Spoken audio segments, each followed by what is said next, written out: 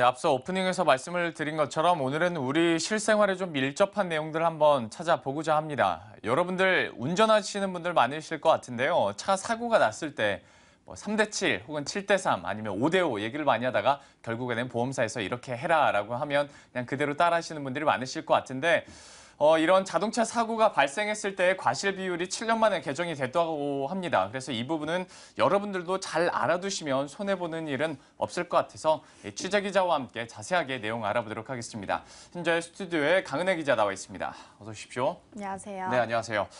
과실 비율이 어떻게 달라졌는지부터 한번 봐야 될 것 같습니다. 우리가 지금까지는 사실 좀 뜬구름 잡기식으로 많이 알고 있어서 구체적으로 어떻게 변했는지 설명을 해주시겠어요? 네, 우선 이 자동차 사고 과실 비율 인정 기준이 무려 7년 만에 개정됐습니다.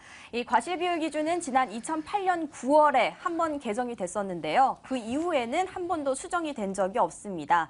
때문에 현 상황을 제대로 반영하지 못한다는 지적이 꾸준히 제기돼 왔었는데요. 이런 이유로 금융감독원이 개정안을 발표를 했습니다. 우선 오는 8월부터 횡단보도 10m 이내에서 보행자를 들이받을 경우 운전자의 과실 비율이 기존 70%에서 80%로 상향됩니다.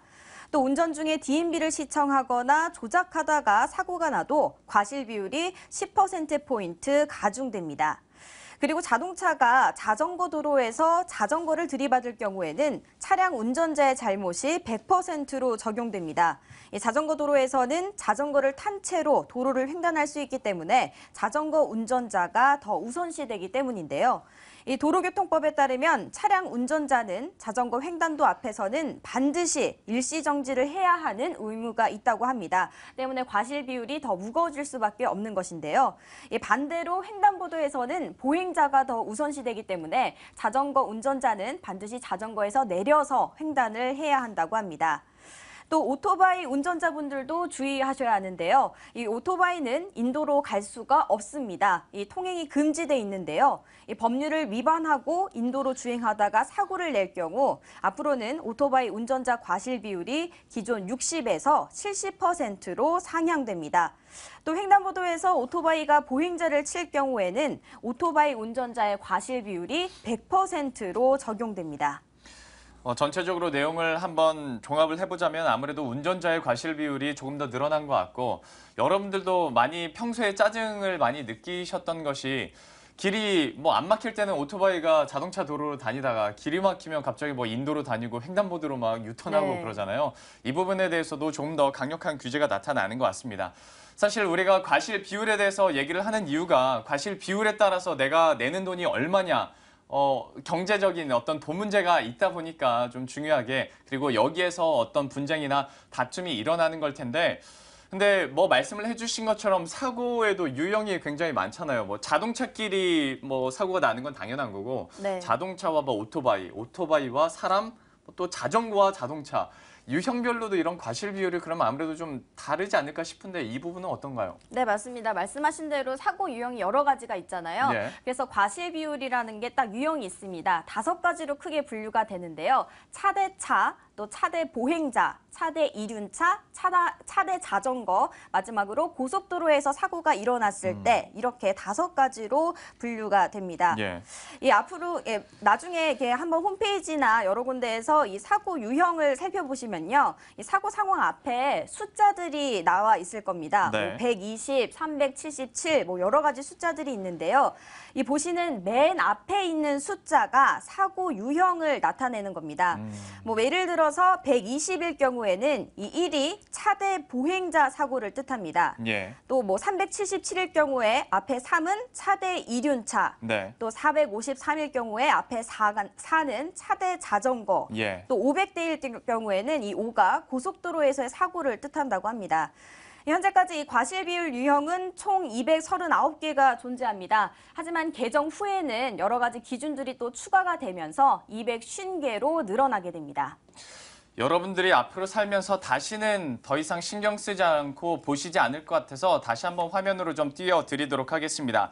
과실 비율에 5가지 유형이 있습니다. 여러분들이 꼭 외워두셔야 되는 건 아니지만 그래도 다시 한번 인생의 마지막으로 확인을 한번 해보시죠. 역시 뭐 5가지 유형이 있고 이거에 따라서 1부터 5까지 앞에 숫자가 좀 달라지게 되는데요. 사실 이거 같은 경우에는 경찰이나 보험사 직원들이 좀 외워둬야 되는 것이고 이제 본격적으로 우리가 사고를 당했을 때 유의해야 될 점이랄지 아니면 과실 비율이 어느 정도로 이렇게 바뀌더라라는 것을 한번 알아봐야 될 것 같아요. 네. 사실 여기까지만 설명드려서는 잘 모르겠고요. 좀 뭐 사례들이 있지 않나요? 그래서 네. 설명을 좀 해주세요. 그 과실 비율이 있는 건 다 알아요. 예. 과실 비율이 있는 건 알지만 내가 사고 났을 때 도대체 어떻게 과실 비율이 정해지는지는 잘 모르잖아요. 그게 중요하죠. 그래서 몇 가지 이제 케이스를 준비를 했습니다. 예. 먼저 뭐 화면을 보시면 사고 상황이 있는데요. 혹시 화면이 준비가 돼 있나요? 애니메이션? 예, 준비가 됐습니다. 네, 말씀해 그럼 한번 주시면 보시죠. 저희가 PD가 센스 있게. 예. 네. 이 보시는 사고인데요. 이 예. 상황은 신호등이 없는 횡단보도 부근에서 사고가 났을 때입니다. 예. 혹시 이럴 때 보행자랑 운전자 네. 사고 과실 비율이 몇 대 몇으로 정해질지 예. 좀 예측을 해보실 수 있을까요? 아, 방금 저 위에 70에서 80이라고 써 있었잖아요. 숫자가 있었나요? 예, 예. 제가 80%로 늘어난다는 거잖아요. 그렇죠. 이럴 예. 경우에는 원래 현행에서는 네. 보행자가 30이고 또 자동차가 70, 30대 70이었는데요. 예. 아까 말씀하신 대로 운전자의 이 책임이 좀 더 커진다. 그렇게 말씀을 하셨잖아요. 예. 그래서 오는 8월부터는 보행자가 20이고 자동차가 80, 아. 20대 80으로 이게 바뀌게 됩니다. 예. 그런데 이 모든 그 사고 상황이 같지는 않잖아요. 많은 변수들이 존재하는데 네. 만약에 아까 그 장면에서 그 횡단보도 부근이 어린이나 노인, 뭐 장애인 보호구역이었다. 아, 이럴 예. 경우에는 당연히 누구의 책임이 높을까요? 운전자의 책임이 더 높아지겠죠, 그러면. 그렇죠. 예. 그렇기 때문에 그 보행자의 과실은 15%포인트 낮아지고요. 예. 반대로 차량 운전자의 과실은 15%포인트 높아지면서 예. 총 95의 과실이 책정이 되게 됩니다. 예. 또 만약에 이때 운전자가 DMB를 보고 있었다. 네. 이럴 경우에는 그 자동차 운전자의 현저한 과실이기 때문에 10%포인트 운전자의 과실 비율이 가중되면서 예. 전체적으로 차량 과실이 90, 보행자의 과실이 10, 90대 10으로 책정이 되는 겁니다. 예. 또 하지만 이제 그 보행자들도 주의할 점이 있습니다. 만약에 사고가 난 시점이 밤이었다. 네. 왜 밤이라고 하면 사실 운전자들의 시야가 그리 좋지 않잖아요. 예. 그렇기 때문에 보행자들도 스스로 조심을 했었어야 한다. 이래서 이럴 경우에는 보행자의 과실 비율이 10%포인트 올라가게 됩니다. 예. 전체적으로 보시면 그러니까 기본적으로는 8대 2 정도로 생각을 그쵸? 할 수가 있겠지만 변수들이 있습니다. 어떤 장애인 보호 구역이랄지 또한 어린이 보호 구역 그리고 역시 DMB를 보다가 사고가 났을 경우에는 이제 책임이 올라간다는 거는 많이 홍보가 돼서 네. 많은 분들이 당연한 아실 것 이야기죠. 같아요. 예, 네. 당연한 얘기입니다. DMB를 보면서 운전을 하는 것 자체가 굉장히 사고율도 높아진다고 하고요. 전체적으로 이런 좀 변수들까지 함께 살펴봤습니다. 자동차와 또 운전자와의 어떤 이런 과실 여부에 따라서도 그 장소가 어디냐도 참 변수가 중요하죠. 생기는 것 같아요. 횡단보도 부근이냐 아니냐도 좀 차이가 네. 있을 것 같은데 이 부분도 추가적으로 설명을 해주시겠어요? 네, 방금 그 횡단보도 10m 부근 내 이야기를 보여드렸고요. 예. 또 하나 육교나 또 지하도 이런 것들도 있잖아요. 그렇죠. 육교 부근이나 네. 이런 경우에서 사고가 났을 경우 기본적으로는 보행자가 40이고 또 운전자가 60 이렇게 과실 비율이 책정이 됩니다. 예. 그런데 마찬가지로 이럴 때도 뭐 자동차가 중대한 과실을 저질렀을 경우에는 운전자의 과실 비율이 20%포인트 올라가게 됩니다. 혹시 중대한 과실이라고 하면 예. 어떤 건지 좀 예측이 되시나요? 중대한 과실이라고 하면 저 위에 또 써져 있어요. 너무 대본대로 가시는 거 아닌지 모르겠는데 화면을 보니까 졸음운전이라고 아까 써 있더라고요. 졸음운전도 있었고 예를 들어서 뭐 전방을 주시하지 않는 거 이거는 중대하고 하기는 좀 애매하죠. 물론 중요하지만 예. 여기서 말하는 중대한 과실은 법규 위반을 뜻합니다. 예. 말씀하신 대로 졸음운전 당연히 네. 위험하고요. 그 무면허 운전이나 음주운전 이런 세 가지 경우를 그 법규 위반에 해당하고 중대한 예. 과실이라고 정하고 있습니다. 전체적으로 사실 졸음운전이나 음주운전 같은 경우에는 역시 당연히 하면 안 되는 거고 이것 때문에 중대한 과실로 거의 뭐 100%입니다. 이거는 여러분들 운전자 측에서 좀 과실을 인정할 수밖에 없는 상황이고요. 요즘에 뭐 이와 함께 사실 자전거를 타는 분들도 굉장히 많은데 자전거 사고 방금 뭐 영상을 통해서도 나왔었습니다마는 자동차와 자전거가 부딪히는 경우도 요즘에 부쩍 많이 늘어나는 것 같아요. 이 부분에 대해서는 과실 비율이 어떻게 될까요? 네, 일단 요즘에 자전거 뭐 레저 스포츠로 많이 유행하다 보니까 자전거 타시는 분들 굉장히 많은데요. 예. 앞으로는 일단 이 자동차가 자전거 도로에서 자전거랑 부딪힐 경우에는 무조건 운전자의 과실이 더 커집니다. 예. 앞서 말씀드렸지만 운전자의 과실이 100%로 적용된다 이렇게 네. 말씀을 드렸고요. 하지만 예외 상황은 또 있습니다. 뭐 밤이나 안개가 낀 날 이런 그 시야에 장애가 있을 경우에는 자전거의 그 운전자가 주의를 했어야 된다. 이래서 자전거의 과실 비율이 5%포인트 올라가게 됩니다.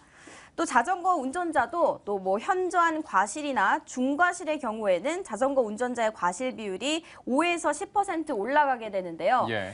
자전거 운전자의 그 중대한 과실 어떤 게 있을까요? 자전거 운전자의 중대한 과실. 네. 사실 자전거도 생각해보면 음주운전 할 수 있는 거잖아요. 그렇죠. 졸음운전도 할 수 있는 거고 물론 면허는 없으니까 이런 건 아닐 테고 그리고 뭐 전방 예의주시 안 했다 뭐 이 정도지 않을까요? 맞습니다. 여기서 말하는 자전거 운전자의 중대한 과실도 예. 자동차와 동일합니다.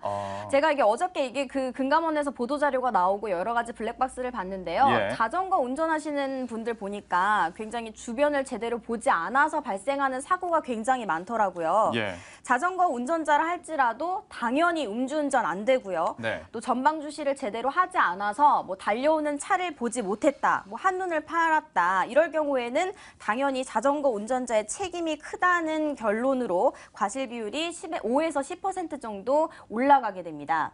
이 중대한 과실 중에 혹시 자전거 운전자 뭐 외국 같은 경우에는 꼭 이게 법규화가 돼 있던데 예를 들어서 헬멧을 안 쓴 상태에서 사고가 났을 때 내 과실이 그러니까 자전거 운전자의 과실이 더 높아지거나 그런 거는 뭐 정해진 게 없나요?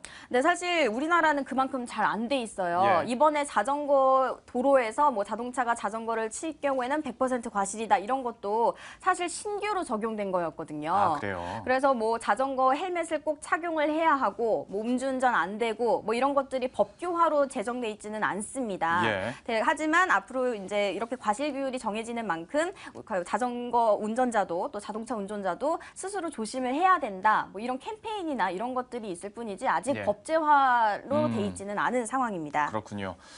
전체적으로 우리가 사고가 났을 때 뭐 앞서서 제가 우스갯소리로 뭐 7대3, 3대7을 얘기했는데 이제는 좀 개념이 달라져야 될 것 같습니다. 8대2, 2대8, 뭐 운전자와 그리고 이제 보행자 간에 이런 사고가 났을 때는 이 정도 과실이 기본적으로 적용이 될 것 같고 사실 우리가 어떤 과실 비율 얘기할 때 교통사고에서 100%는 없다라는 얘기는 많이 했었는데 예외적으로 자전거와 자동차가 부딪혔을 때는 특별한 뭐 중대 과실이 없는 한 100대 0이 될 수도 있다는 점 여러분들이 좀 잘 체크하셔야 될 것 같습니다. 근데 우리가 과실 비율에 대해서 새롭게 개념을 만들어가고 있긴 합니다만은 우리가 이제 실제 상황에서 사고가 네. 날 경우에는 그리고 좀 정신이 없다 보니까 이런 게 잘 생각이 안 날 수도 있고 하나하나 체크하기도 힘들고 우리가 좀 빼먹는 경우의 수들도 분명히 있을 것 같아요. 이럴 네. 때는 우리가 어떻게 해야 될까요? 네, 사실 이런 모든 상황을 외우고 있다가 이런 경우에는 내가 지금 과실 비율이 몇 대 몇이야 이렇게 기억하기 그쵸. 사실상 힘들죠. 예. 현실 불가능한데요.